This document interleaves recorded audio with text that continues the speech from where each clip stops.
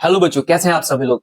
I hope आप सब अपने पीवाईक्यूज को बहुत अच्छे तरीके से कर रहे होंगे और हमारे लेक्चर से अच्छे से सीख भी रहे होंगे। ठीक है, तो हमने most of the PYQs cover कर लिए हैं। क्लियर है। अभी कुछ चैप्टर्स हमारे बचे हुए हैं जिन्हें हम बहुत जल्दी ही कवर करने वाले हैं।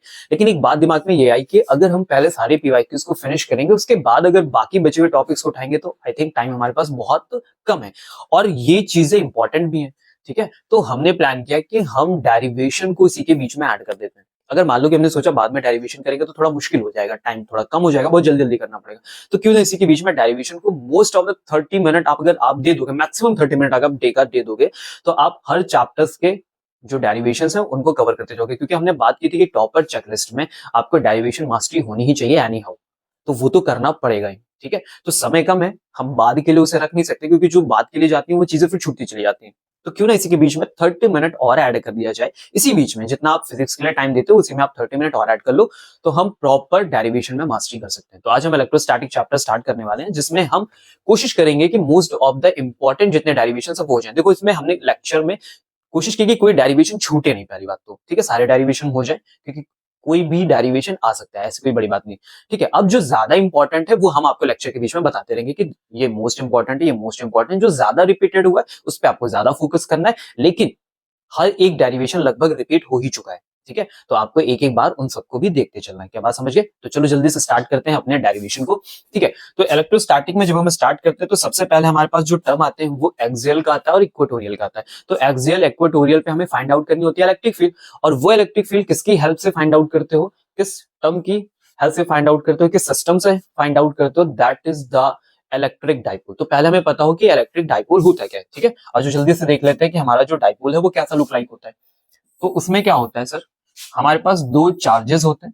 ठीक है, दोनों चार्जेस का जो नेचर होता है वो अपोजिट होता है और उन दोनों के बीच की जो डिस्टेंस होती है वो स्मॉल होती है। ठीक है, कैलकुलेशन थोड़ा इजी हो जाए इसलिए हम उसे 2 से मल्टीप्लाई करके लिखते हैं। That's it. क्लियर होगी बात, समझ गए? ओके, अब इसका हमारे पास एक इलेक्ट्रिक डाइपोल मोमेंट होता है जिसका फॉर्मूला क्या होता है, distance multiply by either charge. किसी भी चार्ज को आप क्या करो, उससे मल्टीप्लाई कर दो, तो फाइनली फॉर्मूला आपके पास बन जाता है 2qa। ठीक है, that is the dipole moment. अब ये जो डाइपोल मोमेंट है वो कैसी क्वांटिटी है, तो वेक्टर क्वांटिटी है। तो वेक्टर क्वांटिटी के लिए डायरेक्शन भी चाहिए होगी।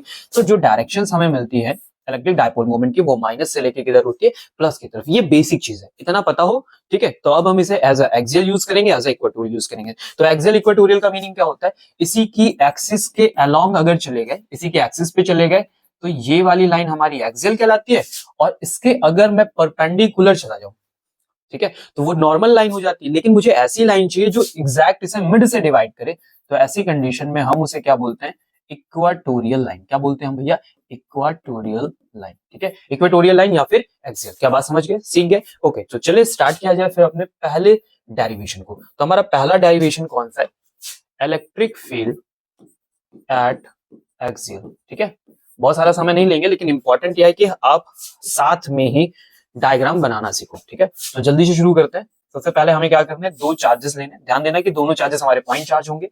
ये हो गया माइनस क्यू, ये हो गया हमारा plus Q. Simple, get it? Okay, अब यहां से क्या करना है, इसी की एक्सिस पे आपको एक लाइन ड्रॉ करनी है और वहां पे एक पॉइंट पी लेट कर लेना। कोई भी पॉइंट आप लेट कर सकते हो। Get it? ओके, समझ गए बात को? अब वहां से जो डिस्टेंस का मेजरमेंट है, ये सबसे ज्यादा इंपॉर्टेंट बात होती है कि आप डिस्टेंस कैसे मेजर करते हो। तो ध्यान समझना, जो हमने 2a का टर्म लिया था उसे आप ब्रेक करके लिखोगे a एंड a में। Get it? हर डिस्टेंस को, कोई भी पॉइंट कहीं से भी आप लो जहां पे इलेक्ट्रिक फील्ड फाइंड आउट करनी हो, डाइपोल से डिस्टेंस हमेशा मेजर करने के समय हम उसे मिड पॉइंट से ही लेते हैं। बात समझ गए? तो इसका मिड पॉइंट आप ओ लेट कर लो और यहीं से डिस्टेंस इसकी लेट करोगे, क्या आप आर। सिंपल, हमेशा यहां से लोगे आप, तो आपके लिए हर चीजें क्या होंगी, इजी हो जाएंगी। क्या इतनी बात समझ में आ गई? Get it? यहां तक समझ गए? सिंपल सी बात सबको समझ में आई, इसमें कोई मुश्किल तो है नहीं। ओके, चलो अब हम आगे चलते हैं और यहाँ पे कुछ बातें करेंगे। ठीक है, कि हम क्या करने वाले हैं, consider an electric dipole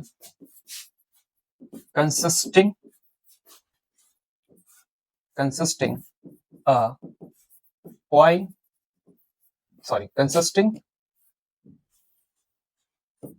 two point charges of equal and opposite in nature and magnitude.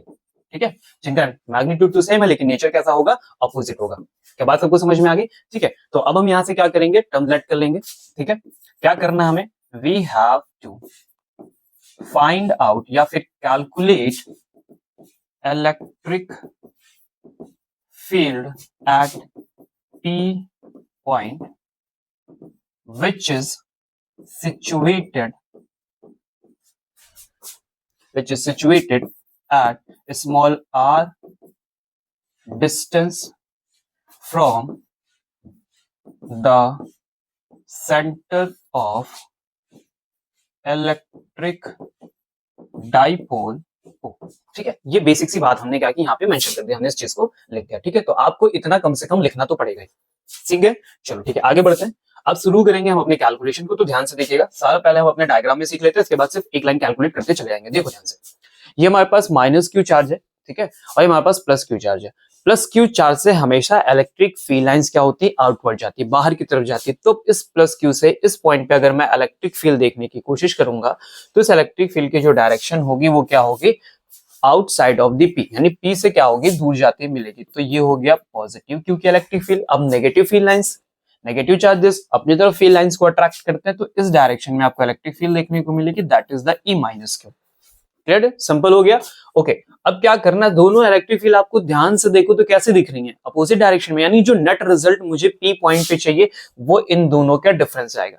अगर आप डायरेक्शन सही से देख लेते तो आपको क्लैरिटी हो जाएगी कि हमें ऐड करना है कि सब्ट्रैक्ट करना है। यहां तक सबको बात क्लियर हो गई? ओके, अब जरा देखो, माइनस क्यू की डिस्टेंस अगर मैं पी पॉइंट से देखूं, ठीक है, यहीं से सीख लेते हैं फिर सीधे वैल्यू रखेंगे। माइनस क्यू की डिस्टेंस मैं पी पॉइंट से देखूं तो दिस डिस्टेंस इज आर, अगर मैं ए ऐड कर दूंगा तो माइनस क्यू से डिस्टेंस मिल जाएगी, और प्लस क्यू से जरा डिस्टेंस देखने की कोशिश करते हैं पी की। ठीक है, तो देखो ये तो इतना एक्स्ट्रा ज्यादा आ रहा है, ये वैल्यू यहां तक आर है, अगर मैं इसमें से ए माइनस करूं तो ये डिस्टेंस मुझे मिल जाएगी। तो एक वैल्यू आर माइनस ए हो गई और एक वैल्यू क्या हो गई, आर प्लस ए हो गई। तो चलो जल्दी से कैलकुलेशन करते हैं हम लोग। ठीक है, ध्यान से देखेंगे, क्या लिखूंगा मैं यहाँ पे, लिखूंगा electric field at point P due to minus Q charge. ठीक है, तो मैं लिखूंगा electric field of minus Q is equal to, formula क्या होता है भाई, K Q by R square. तो आर का मतलब डिस्टेंस होती है, तो हमने पहले डिस्टेंस क्या लेट की, आर प्लस ए का क्या हो गया, होल स्क्वायर हो गया। क्या बात समझ गए? अब चलते हैं हम लोग थोड़ा डायरेक्शन वाइज, तो हम यहाँ पे पी कैप ऐसा लगाते चलेंगे इलेक्ट्रिक फील्ड के टर्म में। ठीक है, एक कोई वेक्टर आप लेट कर लो और वो कैप लगाते चलो। अगर मैं यहाँ पे लिखूंगा, अगर मैं यहाँ पे लिखने की कोशिश करूँ तो आप ओ का टर्म यूज कर सकते हो। तो ओ से किधर जा रहे हैं, पी की तरफ, तो जो डायरेक्शन है वो O2 क्या है, पी है। ठीक है, चलो अगले पॉइंट पे आते हैं हम लोग, नेक्स्ट लिखेंगे। तो मैं लिखूंगा यहाँ electric field at point P due to plus Q charge. ठीक है, यहाँ पे लिखो E plus Q is equal to K Q by R minus A का होल स्क्वायर, और ये फिर से पी कैप लगा दो। इस बार जो डिस्टेंस है वो पी से ओ की तरफ आ रही है ना, इस तरफ है। अब हम लोग को क्या फाइंड आउट करना भाई, net electric field find out करना है। तो मैं यहाँ पे लिख देता हूँ नेट इलेक्ट्रिक फील्ड। तो नेट इलेक्ट्रिक फील्ड एट कहां पे भाई, एट पी पे। तो नेट इलेक्ट्रिक फील्ड आपको कैसे मिलेगी, तो वेक्टर फॉर्म में, क्योंकि ये वेक्टर क्वांटिटी, तो क्या मिलेगा, vector plus Q plus vector minus Q, बिल्कुल ऐसे लिखना है। ठीक है, मेंशन करना है। चलो अब हमें क्या करना है, मैग्नीट्यूड जहां पे रखना है तो प्लस का रख लेते हैं। तो प्लस का मैग्नीट्यूड क्या मिला था, के Q by are plus A का होल स्क्वायर, यही मिला था। फिर मैं यहाँ पे लिख रहा हूँ, समझना मेरी बात को। ठीक है, अभी मैं सिर्फ वैल्यूज रख रहा हूँ, तो यहाँ पे मैं लिखूंगा के क्यू बाय, और फिर अगली बार लिखूंगा आर माइनस ए का होल स्क्वायर। अब आप अगर ध्यान से देखो यहाँ पे, तो दोनों इलेक्ट्रिक फील्ड हमारी कैसे आई थी, अपोजिट डायरेक्शन में। इसका मतलब जब इनका नेट रिजल्टेंट मैं निकालूंगा तो वो मुझे सब्ट्रैक्ट करके देना होगा। ठीक है, बात समझे, यानी दोनों वैल्यूज को मैं क्या करूंगा, सब्ट्रैक्ट करूंगा, तभी मेरा फाइनल रिजल्ट बन के आएगा। यहाँ तक सबको बात समझ में गई? अब जब मैं सब्ट्रैक्ट करने जाऊंगा तो कौन सा टर्म पहले लूं, कौन सा टर्म बाद में, तो कौन सी वैल्यू ज्यादा बड़ी है सर, आर माइनस ए वाली ज्यादा बड़ी वैल्यू है, और आर प्लस ए वाली क्या है, वैल्यू छोटी है। ठीक है, ये होल वैल्यू जब कैलकुलेट करोगे तो इसका रिजल्टेंट ज्यादा होगा, और इसका रिजल्टेंट क्या होने वाला है, कम होने वाला है। तो दैट्स व्हाई हम इस टर्म से इस टर्म को क्या करने वाले होते हैं, माइनस करने वाले थे। ठीक है, अभी तो हमने ऐसे यहाँ पे, चलो अभी हम यहाँ पे क्या करते हैं, ऐसे मॉड लगा लेते हैं। और अभी बात समझ गए ना कि डायरेक्शन वाइज मेरा रिजल्ट कैसा है। तो अब बढ़ते हैं अगले स्टेप पे, और फाइनली हम यहाँ पे क्या लिखेंगे, के Q upon are minus A का होल स्क्वायर माइनस के Q upon are plus A का होल स्क्वायर। दोनों के बीच में डिफरेंस आना चाहिए। क्या बात समझ गए? चलो आगे बढ़ते हैं। के क्यू के क्या करूंगा भैया, कॉमन कर लेंगे। अंदर हमारे पास क्या बचने वाला है, तो यहाँ पे देखो सब लोग ध्यान से, आर प्लस ए का whole square minus R minus A का whole square divided by R plus A का होल स्क्वायर और यहाँ पे आर माइनस ए का होल स्क्वायर। ठीक है, बात समझ गए? Get it? चलो आगे बढ़ते हैं, कैलकुलेशन को कंटिन्यू करते हैं। तो चलिए अब आगे क्या होगा, तो ध्यान से देखो। अगर मैं इस टर्म को ओपन कर दूं तो देखिए कैसा दिखेगा। हम एक एक स्टेप कर रहे हैं, ठीक है। अगर आप पहली बार भी कर रहे हो, फर्स्ट टाइम भी प्रिपरेशन कर रहे हो, तो यहाँ से सीख जाओगे। तो लिखो R square A square plus 2ar, फिर माइनस लगाओ। R square minus A square में आंसर आएगा प्लस के स्क्वायर, आगे माइनस लगा हुआ है तो इसलिए माइनस के स्क्वायर, माइनस 2ar आएगा तो आगे माइनस लगा तो माइनस माइनस प्लस होके 2ar हो जाएगा। इतना बेसिक तो आप समझते ही हो, है ना? क्लियर हो गया? यहाँ तक कोई दिक्कत समस्या परेशानी? ठीक है, आर प्लस ए का whole square, are minus A का होल स्क्वायर, इसे हम लिखेंगे तो इसे जनरली फॉर्म में हम लिखेंगे आर की पावर 4 माइनस ए की पावर 4। ठीक है, गेट इट? चलो आगे ज्यादा बात नहीं करेंगे कि कौन सी चीज कहां से आई कैसे, आपको वो चीजें बस मेंशन करनी है। ध्यान से देखते जाओ अगले स्टेप में क्या होने वाला। तो देखो ए स्क्वायर ये आपस में कैंसिल आउट हो गया। फाइनली फॉर्मूला हमारे पास क्या है, 4ar divided by r raise to the power 4 और a raise to the power 4। ठीक है, एक सेकंड, हमारे पास यहाँ पे q भी है और k भी है। सॉरी, ये r लिखा हमने और ये हमने यहाँ पे लिखा k। यहाँ तक समझ में आ गई बात सबको? सिंपल, कोई दिक्कत परेशानी? ठीक है, अब चलते हैं आगे बढ़ते। तो अब आगे बढ़ने से पहले हम कुछ चीजें लेट करेंगे, क्योंकि ये हम किसके लिए कर रहे हैं।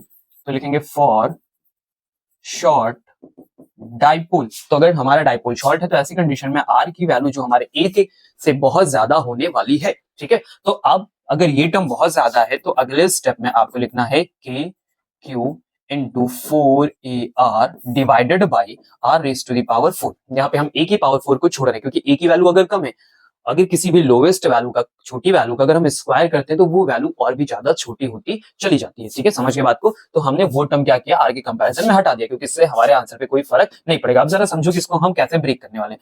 तो हम लिख रहे हैं के 2k, इसका एक 2 लिया और 2k लिख दिया, फिर मल्टीप्लाई में हम लिखेंगे 2qa और r लिखा हमने, अपॉन में आ जाओ और हम लिख रहे हैं r की पावर 4। एक r से हमने एक r कैंसिल आउट कर दिया। ठीक है, अगले स्टेप में आप लिखो तो मिलेगा 2k और दिस पार्ट, ये जो हमारे पास ये वाला पार्ट है, क्या ये हमारे इलेक्ट्रिक डाइपोल का फॉर्मूला, डाइपोल मोमेंट का फॉर्मूला है, तो हम यहाँ पे मेंशन करेंगे 2kp और जैसे हम अपॉन में पहुंचेंगे तो हमारे पास बचा होगा यहाँ पे r3। क्या इतनी बात समझ में आ गई सबको? तो ये देखो फाइनल हमारे पास आंसर आ चुका है, ये दैट्स आवर रिजल्ट। तो अब इसे प्रॉपर तरीके से लिखने, तो कैसे लिखेंगे हम यहाँ पे, ई नेट हमें जो मिला है वो हमें कैसे मिलेगा, 2kp वेक्टर के साथ अपॉन में r3। फाइनल डायरेक्शन किधर होगी, तो जिसका इलेक्ट्रिक फील्ड ज्यादा था उसी की तरफ डायरेक्शन बचेगी। तो किसकी इलेक्ट्रिक फील्ड ज्यादा थी, पॉजिटिव वाले चार्ज की। तो पॉजिटिव वाले चार्ज की जो डायरेक्शन थी, जो उसका रिजल्ट था वो किधर था, तो वो रिजल्ट था O2p। ठीक है, दैट्स योर फाइनल आंसर। आपने लिखा और खत्म हो गई कहानी, सीख गए? सिंपल। ठीक है, चीजों को बैक करिए, कोई भी चीज अगर छूट रही है, नहीं समझना, उसे बैक करो, फिर से करो, हो जाएगा। बहुत ही सिंपल है। चलो अब नेक्स्ट हमारा टॉपिक किसका भाई, हमारा इक्वेटोरियल लाइन पे आ गया। तो ये हमने ले लिया 2 पॉइंट चार्जेस, एक लिया हमने यहाँ पे माइनस क्यू, एक हमने यहाँ पे लिया प्लस क्यू। ठीक है, अब हमें कोई इक्वेटोरियल लाइन चाहिए। तो इक्वेटोरियल लाइन मतलब वो लाइन जो उसे क्या करे, मिड से डिवाइड करते हुए जाए। ठीक है, ले लिया हमने यहाँ तक, कोई दिक्कत समस्या? तो इस पॉइंट पे, सॉरी इस लाइन पे हमें कहीं पे भी कोई एक पॉइंट ले लेना, जहां आपका दिल करे, कोई समस्या परेशानी नहीं है, जहां आपका मन करे आप वहां पे एक पॉइंट ले लो। तो मैंने यहाँ पे एक पॉइंट पी ले लिया हमने। चलो अब हम आगे बढ़ते हैं और आगे बढ़ के क्या करेंगे, इस डिस्टेंस को मैच करते हैं। चलो येलो से ही करते हैं, क्या दिक्कत है। तो यहां से यहां तक की डिस्टेंस और यहां से यहां तक की। सर ऐसा क्यों कर रहे हैं, तो मेरी बात को समझना। हमने क्या बोला था कि जब भी हम कोई पॉइंट लेट करेंगे, कोई भी डिस्टेंस लेंगे, तो हमेशा उस ओ पॉइंट से लेंगे, यानी इसके मिड से। तो इसके मिड से इस पॉइंट के डिस्टेंस क्या निकल के आएगी, आर निकल के आएगी। इतना सीख गए? ठीक है, अभी इसकी क्यों जरूरत पड़ेगी वो भी हम सीखेंगे। तो यहाँ पे वैल्यू हमारे पास कितनी है भाई, ये वैल्यू हमारे पास ए है और ये वाली वैल्यू भी हमारे पास क्या है, ए है। Get it? इतना समझ गए? सिंपल। ये लिखा, एक पॉइंट लिया जो यहां से हमने आर डिस्टेंस पे लेट कर लिया। क्लियर हो गया सबको, समझ में आया, कोई दिक्कत परेशानी? ओके, अब जब आप इस पॉइंट पे इलेक्ट्रिक फील्ड फाइंड आउट करने जाओगे तो वो या तो इस चार्ज की वजह से होगी या तो इस चार्ज की वजह से होगी। अगर ये डिस्टेंस आर है, ये ए है, तो पाइथागोरस थ्योरम आप जानते हो, R square A square root के अंदर। सेम एज इट इज ये भी डिस्टेंस आएगी, अंडर रूट में आर स्क्वायर और ए स्क्वायर। निकाल लिया हमने। चले अब क्या करना है, तो एज इट इज स्टार्ट कर देंगे जैसे हमने पहले करना शुरू किया था। तो क्या करते हैं हम सीधे लिखते हैं electric field at P point due to कौन सा चार्ज, तो पहले हमारे पास है माइनस क्यू, तो ड्यू टू माइनस क्यू, तो लिखा जाए माइनस क्यू से। तो ई माइनस क्यू का रिजल्ट हम देखेंगे हमें क्या मिलने वाला है। तो हम क्या लिखते हैं भाई, के पे लिखेंगे क्यू और डिवाइड में लिखेंगे आर स्क्वायर। तो आर स्क्वायर का मतलब ये हो गया, ये डिस्टेंस का होल स्क्वायर। तो ये डिस्टेंस का होल स्क्वायर करोगे तो R square plus A square, root square से क्या होगा, कैंसिल आउट हो जाएगा। ठीक है, सिंपल। अब इसमें मुझे डायरेक्शन भी मेंशन करनी पड़ेगी। तो इस माइनस क्यू की वजह से पी पॉइंट पे जो डायरेक्शन मिलने वाली है मुझे, वो किस तरफ मिलेगी, ऐसे करके मिलेगी। अब ऐसे मिलेगी तो कुछ नामकरण कर दिया जाए, अदरवाइज बात नहीं बनेगी। तो मैं इसे ए बोल रहा हूँ और इसे बी बोल रहा हूँ। तो अब जरा डायरेक्शन देखो, पी से किधर है, ए की तरफ। तो मैं यहाँ लिख दे रहा हूँ towards P to A. Simple, clear हो गया। चलो अब इधर आ जाओ, नेक्स्ट लिखते हैं फिर से। इलेक्ट्रिक फील्ड कहाँ पे चाहिए मुझे, वापस पी पे चाहिए, ठीक है, एट पॉइंट पी चाहिए मुझे। और किसकी वजह से चाहिए सर, तो अगले चार्ज की वजह से चाहिए। तो ड्यू टू कौन सा चार्ज है भाई, प्लस क्यू का चार्ज है। सिंपल, चलो फिर से फॉर्मूला लिखते हैं। मुझे पता है कि आप मोस्ट ऑफ द लोग ऐसे हैं जिनको ये सब आता है, ठीक है, मोस्ट ऑफ द ऐसे बच्चे हैं जिनको ये आता है। बस एक बार हम इसलिए कर रहे हैं ताकि जो भी कमियां बच गई हैं वो ना रहे, ठीक है। फॉर्मूला लिखा जाए तो लिखोगे के क्यू बाय आर स्क्वायर, तो फिर से होल स्क्वायर हो गया और रूट कैंसिल आउट हो गया, ठीक है। इस बार फिर से मुझे डायरेक्शन लिखनी पड़ेगी, तो पॉजिटिव चार्ज से जो डायरेक्शन होती है सर उधर जाएगी, इस चार्ज से ऐसे करके निकलेंगी फील्ड लाइंस इधर इधर हर तरफ। तो उस पॉइंट के लिए किधर होगी, बी से लेके पी तक। तो मैं क्या लिखूंगा, बी टू पी या फिर अलोंग बी टू पी। क्या बात समझ गए, गेट इट, हो गया, दोनों चीजें हमने लिख ली। ओके, अब चलते हैं कुछ इंपॉर्टेंट बात पर। यहां तक हमने कर लिया, सिंपल लिखा। ओके, अब जरा देखो नेट रिजल्ट हम कैसे फाइंड आउट करने वाले हैं। जैसे थोड़ा सा नीचे करते हैं और आपको सिखाते हैं। इस बात को थोड़ा सा हटा देते हैं क्योंकि हमें थोड़ी सी जरूरत पड़ने वाली है, ठीक है। समझो, सबसे पहले जब आपने यहां से फॉर्मेशन किया तो ये एंगल्स हमारे क्या बन गए, थीटा बन गए, ठीक। इसने इलेक्ट्रिक फील्ड जो बनाई वो इलेक्ट्रिक फील्ड ऐसे जा रही है, क्लियर। इसने जो इलेक्ट्रिक फील्ड बनाई वो इलेक्ट्रिक फील्ड ऐसे आ रही है। इसके इलेक्ट्रिक फील्ड को अगर मैं नाम दूं तो that is the minus Q की, और ये इलेक्ट्रिक फील्ड किसकी हो गई भैया, प्लस क्यू की इलेक्ट्रिक फील्ड हो गई, समझ गए। तो एक खिंचाव इधर है, एक खिंचाव इधर है, तो जो नेट रिजल्ट है सर वो इनके मिड से होके जाना चाहिए। मतलब रिजल्टेंट क्या होगा, दो वेक्टर्स के रिजल्ट पे जाएगा, तो ये होना चाहिए मेरा ई नेट वेक्टर, ठीक है। अब ये कैसे बनेगा, तो सर ये थीटा, ये 90 माइनस थीटा, तो sir this is the theta and this is the also theta, ठीक है। इस बात से मेरा कोई जोर नहीं कि थीटा कैसे आया, अभी बस ये थीटा है, इतना बात हमें समझ लेना है। क्लियर होगी सबको बात, ओके। अब थोड़ा सा आगे स्टेप पे बढ़ते हैं और हम लोग थोड़ा सा सीखेंगे इस बात को, इसी बात को हम थोड़ा सा यहाँ पे ब्रेक करेंगे और ध्यान से समझना, ठीक है, कि काम कैसे करेगा, पूरी चीज को समझिएगा। मैं यहाँ पे एक पॉइंट बना रहा हूँ, एक वेक्टर इधर जा रहा है मेरा, एक वेक्टर मेरा इधर जा रहा है और एक वेक्टर मेरा इधर जा रहा है, ठीक है। सीखे, ये किसका है, प्लस क्यू का है, ये किसका है, माइनस क्यू का है, और ये हमारा नेट रिजल्ट है, हमें चाहिए नेट रिजल्ट। अब समझो, यहाँ पे चाहिए थीटा और यहाँ पे चाहिए थीटा, ठीक है। ये तो हमको याद है कि इधर ही ई नेट आता है, तो सर इधर उधर क्यों ई नेट नहीं आता, तो समझो ये वेक्टर है क्यू का, अब मैं इसे रिजॉल्व करूंगा तो इस डायरेक्शन में मेरा क्या होगा, बन क्या आएगा, जिस तरफ एंगल थीटा नहीं होता है सर उधर बनता है sine theta. Same as it is मैं इधर आऊंगा तो इधर भी बनेगा मेरा साइन थीटा, किसकी वजह से, माइनस क्यू की वजह से। और जब मैं इन वेक्टर्स को, इस वेक्टर को इधर रिजॉल्व करूंगा, इसको भी इधर रिजॉल्व करूंगा, तो जो इन दोनों का आंसर है वो बनेगा ई कॉस थीटा, और दूसरे वाले का भी लोगे तो उसका भी क्या बनेगा, ई कॉस थीटा, यानी दोनों का कॉस थीटा। अब ध्यान से देखो तो दोनों वैल्यू एक दूसरे के जस्ट अपोजिट है, और अगर आप मैग्नीट्यूड में चले जाओ तो मैग्नीट्यूड दोनों के क्या सेम है, तो इसलिए साइन थीटा वाला पार्ट क्या हो जाता है, कैंसिल हो जाता है, और सारा नेट रिजल्ट किधर चला जाता है, इस डायरेक्शन में जहां पे हमारे पास कॉस थीटा और कॉस थीटा के टर्म आ रहे होते हैं। क्या इतनी बात समझ गए, सीखे। चलो अगर ये तुम सीख गए तो आगे बढ़ते हैं। अब यहीं से हम देखेंगे नेट रिजल्ट, सीधे नेट ई लिखते हैं, नेट ई एट पी।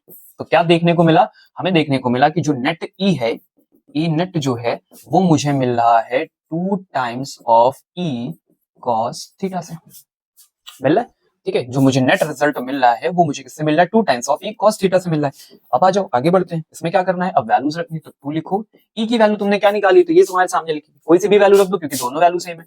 तो के क्यू अपॉन में R square plus A square, अब मल्टीप्लाई में मेरे पास आएगा कॉस थीटा, तो मुझे कॉस थीटा भी तो कैलकुलेट करना पड़ेगा। अब जरा ध्यान से देखो, कॉस थीटा यहाँ से निकालते हैं तो कॉस थीटा, ये है थीटा, तो कॉस थीटा क्या होता है, बेस अपॉन में क्या होता है, हाइपोटेनस। तो बेस का काम कौन कर रहा है, ए कर रहा है, हाइपोटेनस का काम कौन कर रहा है, सर ये वाला पार्ट कर रहा है, ठीक है। चलो आ जाओ, वैल्यू रखते हैं यहाँ पे, तो a अपॉन में हाइपोटेनस, तो क्या मिला, आर स्क्वायर और ए स्क्वायर, सिंपल। चलो आगे मल्टीप्लाई करो, तो 2kq, अब अपॉन में आइए तो लिखा R square plus A square, और मैं इस वाले पार्ट को थोड़ा इजी करने के लिए लिख रहा हूँ आर स्क्वायर ए स्क्वायर और इसकी होल पावर 1/2, रूट को 1/2 लिख सकते हैं सर। तो अब आगे देखो कैसे करोगे, सिंपल सर, खत्म होने वाली है बात, 2kq, ठीक है। मेरे पास ये रिजल्ट है, 2 का टर्म है, के का टर्म है और q का टर्म है, ठीक है। अब साथ में मैंने a को मल्टीप्लाई किया तो यहाँ पे मेरा a भी आ गया। अब देखो क्या करने वाला हूं, मैं ऐसे लिखूंगा, k को थोड़ा बाहर करूं तो लिखा 2qa अपॉन, इन दोनों पावर को हाफ में 1 अगर मल्टीप्लाई हो जाए सर, तो R square A square whole power क्या हो जाती है भाई, हमारी 3/2 हो जाती है। तो ये 2qa क्या सर, ये तो p हो गया, तो हम kp लिख सकते हैं। अपॉन में आ जाइए, इसकी होल पावर क्या होगी भाई, तो आर स्क्वायर ए स्क्वायर और होल पावर हमने लगा ली है 3/2। तो हम यहाँ तक पहुंचे हैं। अब याद है हमें क्या चीज ऐड करनी होती है, हमें ऐड करना होता है सर फॉर शॉर्ट डाइपोल, मतलब हम जो यहाँ पे डाइपोल्स पढ़ रहे हैं वो स्पेशली शॉर्ट डाइपोल्स हैं। तो शॉर्ट डाइपोल के लिए हमने क्या सीखा कि आर की वैल्यू ए के कंपैरिजन में बहुत ज्यादा होती है, तो ऐसी कंडीशन में हम उसे नेग्लेक्ट करते हैं। क्या बात समझ गए, तो मैंने यहाँ पे लिखा के पी अपॉन, तो यहाँ लिखूंगा मैं आर स्क्वायर और ए स्क्वायर हटा दूंगा, होल पावर क्या बचेगी 3/2। अब ये अपॉन की पावर इसको कैंसिल आउट करेगी और क्यूब की वैल्यू बच जाएगी, तो मेरे पास बचेगा kp बाय आर क्यूब। समझ गया सिंपल सा। तो ये मेरे पास रिजल्ट फाइनली पहुंच गया। अब इसे थोड़ा अच्छे से लिख देंगे, तो वेक्टर ई नेट का जो रिजल्ट आया है वो आया है kp वेक्टर अपॉन में आर क्यूब। ये मेरा रिजल्ट आया। फाइनल जो डायरेक्शन आई है, तो मेरी जो डायरेक्शन है सर वो देखो, ये बड़ा इंपॉर्टेंट है, ठीक है, इस पे भी क्वेश्चन बनता है और चांसेस है कि एमसीक्यूज में ऐसे क्वेश्चन बन सकते हैं, ठीक है, ध्यान से देखो। यहाँ पे जो डाइपोल मोमेंट का डायरेक्शन है माइनस से प्लस की तरफ हो गया, यानी इस तरफ डाइपोल मोमेंट का डायरेक्शन जा रहा है, और हमारी इलेक्ट्रिक फील्ड का जो नेट रिजल्ट है इसके जस्ट अपोजिट जा रहा है। अगर मैं कहूं रिजल्ट ए टू बी है, तो इसमें रिजल्ट बी टू ए गया है। समझ गए बात को? क्या बात समझ में आई? इधर कैसे रिजल्ट गया, जस्ट अपोजिट क्या है, तो मैं यहाँ पे क्या लिखूंगा बी टू ए। और एक इंपॉर्टेंट बात को, इसी चीज को मैं ऐसे याद के रखूंगा कि मेरा जो ई नेट का डायरेक्शन होता है, ठीक है, वो क्या होता है सर, जस्ट अपोजिट होता है, ठीक है, किसके, डायरेक्शन ऑफ डाइपोल मोमेंट के। चलिए बढ़े आगे, सीखते चलना, ठीक है, कंटिन्यू करेंगे और आगे की तरफ बढ़ेंगे, ठीक है। नेक्स्ट पॉइंट पे हम पहुंचने वाले हैं, तो हमने ये सीख लिया। अब हमारे पास जो तीसरा इंपॉर्टेंट टर्म होता है वो हमारा कौन सा होता है, तो वो हमारा होता है सर टॉर्क का। कौन सा होता है भाई, टॉर्क होता है। तो हमें इलेक्ट्रिक फील्ड में टॉर्क को फाइंड आउट करना होता है। तो आज जल्दी से सीखते हैं टॉर्क कैसे काम करेगा, ठीक है। तो सबसे पहले आप क्या करो, एक लाइन ऐसे ड्रॉ करो, कर लिए, ठीक है। अब यहाँ पे दो चार्जेस ले लो, छोटे छोटे 2 पॉइंट चार्जेस, यहाँ रखना है आपको माइनस क्यू और यहाँ पे रखना है आपको प्लस क्यू, ठीक है। अब क्या करो, इलेक्ट्रिक फील्ड यहाँ से गुजारो बढ़िया से, तो पैरेलल होनी चाहिए, मतलब इसे हम लोग बोलते हैं यूनिफॉर्म इलेक्ट्रिक फील्ड। ये हमने इसकी डायरेक्शन डिसाइड करी, सिंपल है, कोई दिक्कत। यहाँ से भी एक निकाल देते हैं, हो गया, क्लियर हो गया सबको। ओके, अब क्या करना है, मुझे ध्यान से देखना है, एक एक पॉइंट को समझते चलना है, ठीक है। जब मैं इसे यहाँ पे सरफेस पे रखूंगा, ठीक है, जो मैंने ऐसे अलाइन किया इलेक्ट्रिक फील्ड के साथ, इलेक्ट्रिक फील्ड को पैरेलल जा रही, तो इलेक्ट्रिक फील्ड के साथ जो ये एंगल का फॉर्मेशन यहाँ पे हो रहा होता है, इसे हम थीटा लेट कर लेते हैं। कर लिया मैंने, ठीक है। ये डिस्टेंस मेरी कितनी होगी भाई, 2a हो गई। ये डिस्टेंस देखो 2a हो गई। जैसे जरूरत पड़ेगी वैसे हम चीजों को आगे बढ़ाएंगे, ठीक है। अब ध्यान से समझिएगा मेरी बात को, कि जैसे ही आप अपने डाइपोल को यूनिफॉर्म इलेक्ट्रिक फील्ड में रखोगे, तो ये इलेक्ट्रिक फील्ड क्या करेगी, फोर्स लगाना स्टार्ट करेगी। तो पॉजिटिव क्यू पे जो फोर्स आएगा वो होगा Q into you, sir direction electric field के अलोंग होगी। पॉजिटिव चार्जेस पे इलेक्ट्रिक फील्ड जिस डायरेक्शन में होती है उसी डायरेक्शन में फोर्स लगाती है, और माइनस वाले पे क्या करती है, जस्ट अपोजिट लगाती है। लेकिन अमाउंट का रिजल्ट क्या होता है सर, सेम ही होगा, F is equal to Q ही होगा, ठीक है। दोनों पे माइनस को अट्रैक्ट करती है, पॉजिटिव को रिपेल करती है, आप ऐसे याद कर लो। हो गया सर, यहाँ तक डन, कोई दिक्कत समस्या परेशानी कोई प्रॉब्लम नहीं। फिर से क्या लेट करना है sir, consider an electric dipole, ठीक है, are placed at small distance 2a, kept inside a uniform electric field, है ना। इतनी बात जैसे मैंने लिखी, इसके बाद फिर मैं क्या ऐड करूंगा, इसके बाद मैं ऐड करूंगा, ठीक है, ध्यान से देखो मैं क्या ऐड करने जा रहा हूं, इलेक्ट्रिक फील्ड, थोड़ा से बढ़ाते हैं, ठीक है, electric field exerted force on positive q and negative q, कितना sir, F is equal to QE, तो पॉजिटिव का QE और F is equal to negative का QE, ठीक है। पॉजिटिव QE डायरेक्शन के अकॉर्डिंग, नेगेटिव QE भी डायरेक्शन के अकॉर्डिंग, हमने यहाँ पे फोर्स का टर्म मेंशन कर दिया, ठीक है। अब आगे समझो, ठीक है, यहाँ पे बहुत सारी चीजें हमें लिखनी नहीं, कैलकुलेट नहीं करनी, हमें बस बेसिक चीजों पे आना है, और वो हमारी बेसिक चीज क्या, समझो यहाँ पे हमें चाहिए टॉर्क। तो मैं सीधे यहाँ पे आता हूँ, लिखूंगा torque experienced by electric dipole. तो कितना टॉर्क एक्सपीरियंस करेगा, तो टॉर्क का फॉर्मूला लिखो, तो टॉर्क इज इक्वल टू क्या होता है sir, either force multiply by perpendicular distance between two forces, अगर मैं इसे थोड़ा और अच्छे से लिखने की कोशिश करूं तो आप ये भी ऐड कर सकते हो, between two action line of forces, ठीक है। हो सकता है तुम्हें ये ज्यादा लगे याद करने पे, पर कॉन्सेप्ट के अकॉर्डिंग ये बड़ी अच्छी चीज है, ध्यान से समझते हैं।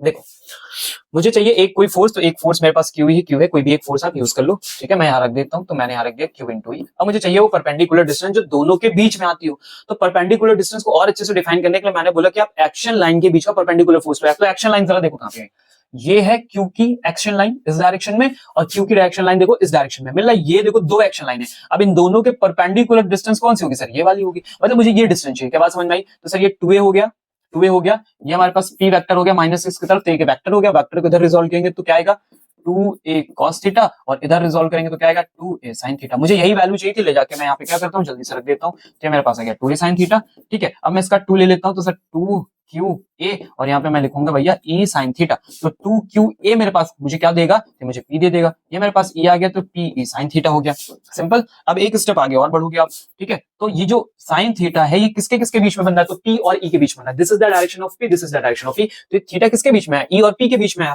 ठीक है। तो जैसा साइन थीटा आता होगा आप इसे लिखोगे वेक्टर पी वेक्टर क्रॉस ई। क्या बात समझ में आ गई, ठीक है। तो ये मेरे पास टॉर्क का रिजल्ट आ गया vector P cross vector E से, ठीक है। इतनी बात सीखे, सिंपल सीख गए। कौन सा प्रोडक्ट है सर, ये कौन सा प्रोडक्ट है, हमारा वेक्टर प्रोडक्ट है। समझ गया आगे, दो तरह के प्रोडक्ट होते हैं, dot product cross product. Cross product में आ गया वेक्टर, वेक्टर का रिजल्ट वेक्टर आ रहा है इसलिए हम लोग इसको क्रॉस प्रोडक्ट बोलते हैं। अब इसमें इंपॉर्टेंट बात पे आ जाते हैं जल्दी से, ठीक है। तो हमारा टॉर्क कब मैक्सिमम लगेगा, तो टॉर्क मैक्सिमम तब लगेगा जब साइन थीटा की वैल्यू मैक्स हो। तो किसी भी ट्रिग्नोमेट्रिक फंक्शन की मैक्सिमम वैल्यू 1 होती है। तो अगर मैंने यहाँ पे फॉर्मूले में 1 रख दिया तो टॉर्क मैक्स मुझे कितना मिलने वाला है भाई, पीई मिलने वाला है, ठीक है। इसी के बाद अगर मुझसे क्वेश्चन पूछ लिया जाए कि मुझे टॉर्क मिनिमम का रिजल्ट निकाल के दो कि टॉर्क लगे ही ना, ठीक है, कम से कम टॉर्क क्या लगेगा, तो ऐसी कंडीशन में साइन थीटा भी अपना मिनिमम वैल्यू दे दे तो वो 0 हो जाएगा। जैसे मैं 0 रखूंगा तो मेरा टॉर्क कितना हो जाएगा भाई, 0 हो जाएगा। क्या बात समझिए, ठीक है। ये कौन सी कंडीशन है, आप ऐसे समझो कि मेरा जो वेक्टर पी है वो इस डायरेक्शन में, इलेक्ट्रिक फील्ड इस डायरेक्शन में। तो ऐसी कंडीशन में दोनों के बीच में क्या बना, 90 बना, तो ये मैक्स हो जाएगा।